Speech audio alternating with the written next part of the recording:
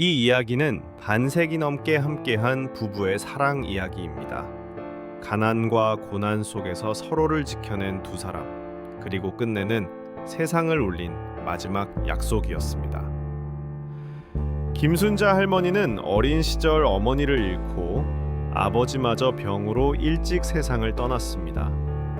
외할머니 손에서 자라던 순자에게 이웃집 박영수 할아버지의 집은 늘 따뜻한 보금자리 같았습니다. 밥 한 숟갈 나눠주고 해진 옷을 꼬매어주던 그 집안 사람들. 그 중에서도 동네 소년 영수는 늘 순자를 챙겨주곤 했습니다. 시간이 흘러 박영수는 군대를 다녀온 뒤 공장 노동자로 일하며 가족을 지탱했고, 두 사람은 결국 결혼에 골인했습니다. 고단했지만 다섯 남매를 키우며 서로에게 든든한 버팀목이 되었습니다.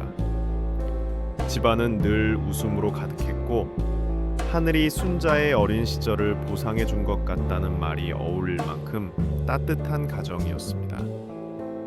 그러나 행복은 오래가지 않았습니다. 노년을 즐기던 김순자 할머니에게 알츠하이머가 찾아온 것입니다. 처음에는 같은 말을 반복하는 정도였지만 점점 스스로 씻는 일조차 잊어버리고 어린아이처럼 변해갔습니다. 하지만 영수 할아버지는 단 한 번도 아내를 외면하지 않았습니다. 내 아내는 지금도 내 첫사랑이야. 순자 할머니는 어느 날부터 저녁이면 집 앞에 나가 서성였습니다. 누굴 기다리냐는 질문에 수줍은 미소를 지으며 대답했습니다. 내 반려자요. 그러면 영수 할아버지는 일부러 퇴근하듯 가방을 들고 현관을 들어섰습니다. 가방 안에는 어느 날은 사과 한 개, 어느 날은 귤 한 개, 또 어느 날은 사탕 한 알이 들어 있었습니다. 그 순간 할머니는 늙은 아내가 아닌 다시 소녀가 된 듯 기뻐했습니다. 그러나 병은 점점 심해졌고 결국 가정에서 돌볼 수 없는 지경에 이르렀습니다. 자녀들은 전문 요양시설을 권했고 마지못해 할머니는 요양원으로 보내졌습니다. 그곳에서 김순자 할머니는 세상을 떠났습니다. 남은 영수 할아버지의 눈빛은 빛을 잃었고 세상에서 가장 당당하던 그 모습은 더 이상 찾아볼 수 없었습니다. 자녀들은 아버지를 위해 간병인을 붙이고 노인대학에도 보내려 했지만 그는 거부했습니다.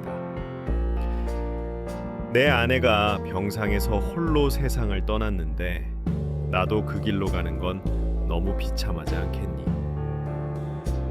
그리고 1년 뒤 박영수 할아버지는 세상을 떠나기 전 마지막 말을 남겼습니다.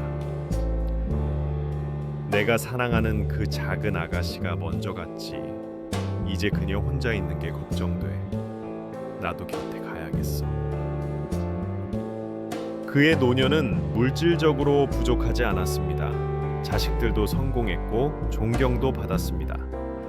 하지만 그 모든 것을 내려놓은 후 끝까지 붙잡았던 건 단 하나, 평생을 함께한 아내였습니다.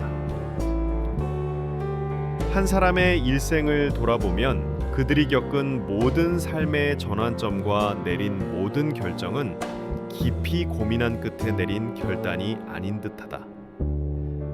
태어난 환경, 읽은 책 한 권 한 권, 본 영화 한 편 한 편, 스쳐 지나간 사람들, 나눈 대화 하나하나가 크고 작은 흔적을 남기며 뒤따르는 길을 조금씩 바꿔놓는다.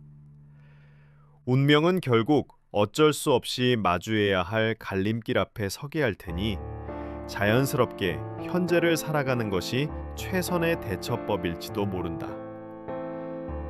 여러분은 노후에 대해 어떻게 생각하시나요? 자신의 노후 계획을 어떻게 세우시겠습니까? 여러분의 댓글을 기다립니다. 사연에 공감이 가시면 좋아요, 구독 설정이 저에게 많은 힘이 됩니다.